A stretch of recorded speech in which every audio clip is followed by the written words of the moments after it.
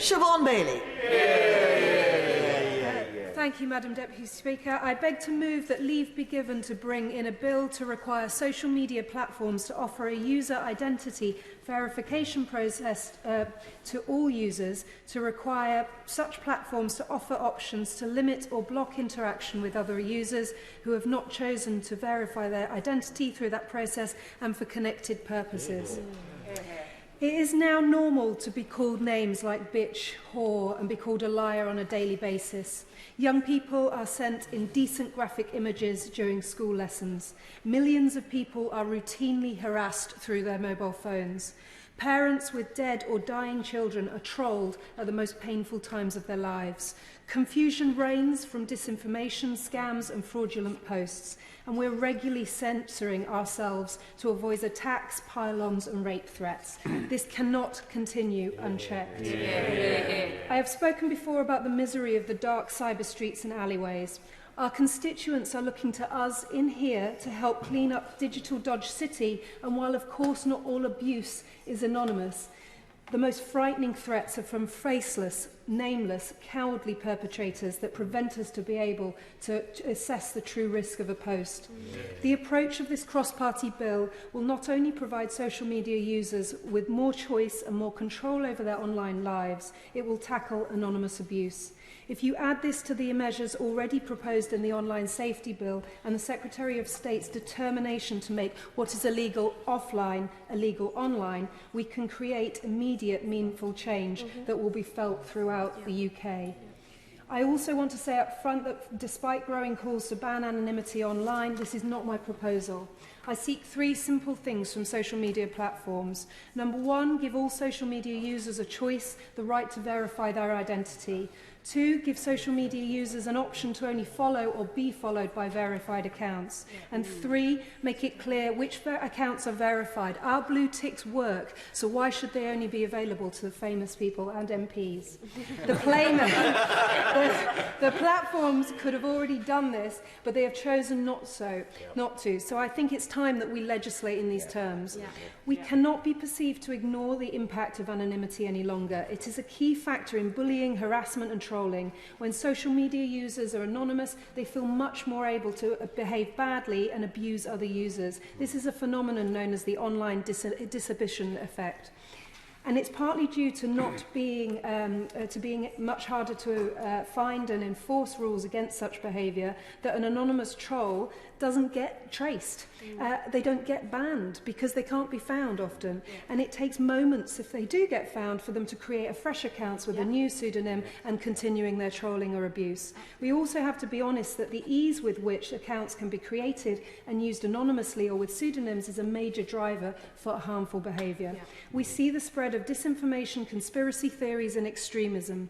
Organised disinformation networks exploit the ability to create fake accounts and false identities at scale. They use these networks to create false and misleading content to spread and amplify this content and distort and disrupt online conversations.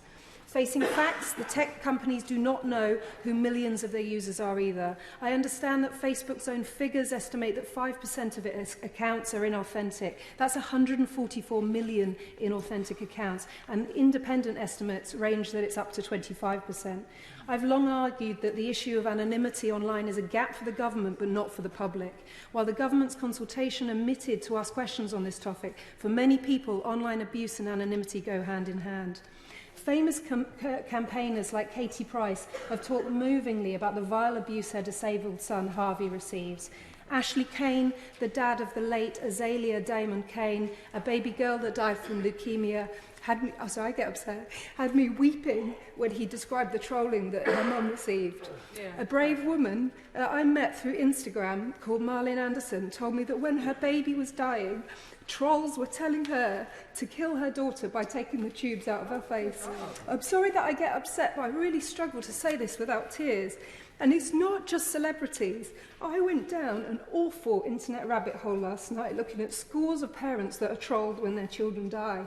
Some young Welsh dairy farmers were sent the most unimaginable messages from anonymous trolls when it was claimed that it was their fault that their son died because of their jobs. The article suggested that the trolls were vegan extremists, but the family will never know. They will live with the hate in their heads on top of their pain and grief.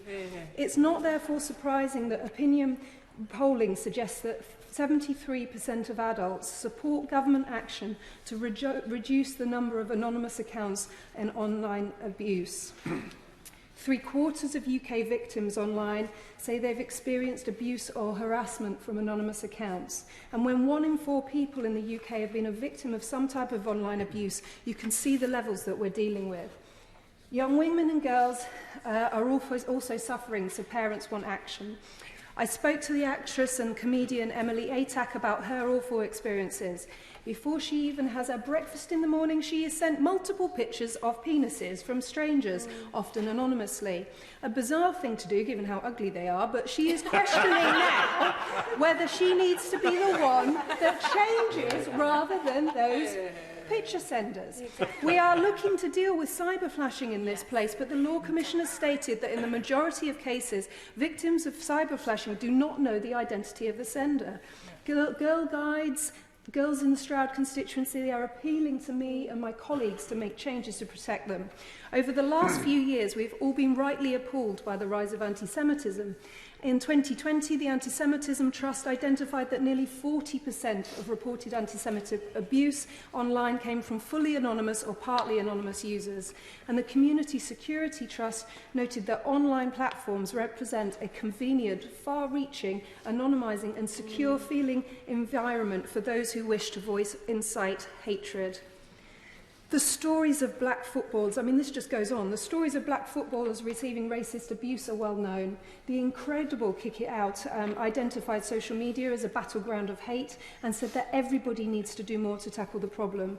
They believe we need better regulation, better enforcement, and we need social media companies to be part of the solution. Currently, nobody feels that they are. I am rightly challenged about my proposals and I welcome this. I know that inciting hatred and racist abuse is already a crime. Where an online user is engaged in illegal activity, they can be identified and prosecuted by using existing legislation, namely the Police and Criminal Evidence Act 84 and the Investigatory Powers Act 2016. But this takes years. One woman told me that an anonymous troll that threatened to bleach her, properly terrifying, took a couple of years for him to be found, and by then there was no action taken. I look forward to talking to our Security Minister about this to see whether enforcement of these existing laws is the issue, but I still worry for victims, the police, Ofcom and the courts who need to battle with finding the perpetrators before they can even deal with the abuse. If more people's details are held on verification, this will undoubtedly help. Another challenge is protecting whistleblowers and freedom of speech, which is an important challenge. My proposals will give space for people to continue using anonymous social media handles. You can still have a Twitter handle that is @1 Peppa Pig fan online, although we may guess who that may be now. Or you can use social media still to explore your sexuality, whistleblow and reach out to others without your name on show. In all those circumstances, you could choose to verify your account or not, and freedom of speech and protecting vulnerable individuals is still protected. The greatest impediment for freedom of speech is not, however, verification. It is fearing a rape threat or a death threat about saying what you think. Right. This is what is happening right now, and so many people are not free online. Madam Deputy Speaker, I fear that the lack of specific measures to tackle anonymous abuse in the fantastic online safety bill will unfortunately weaken the credibility of the legislation before the ink is even dry.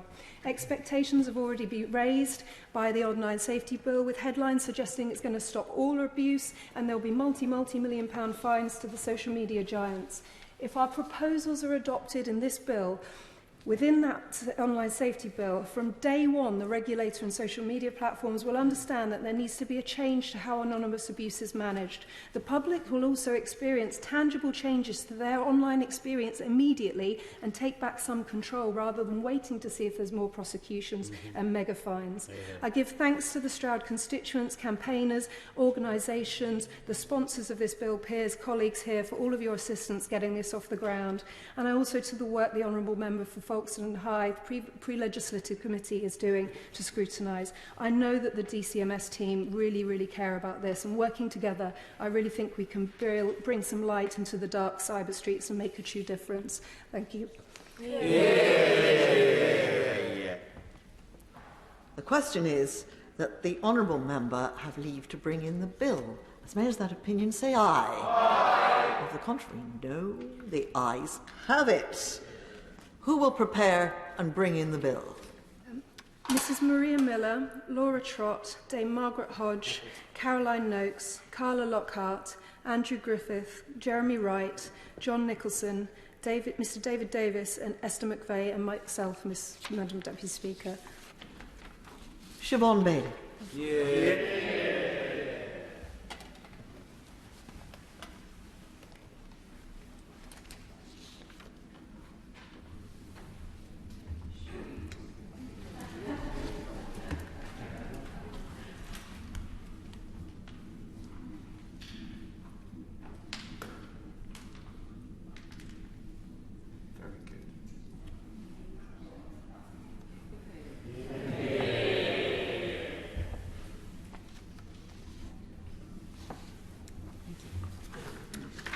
Social Media Platforms Identity Verification Bill.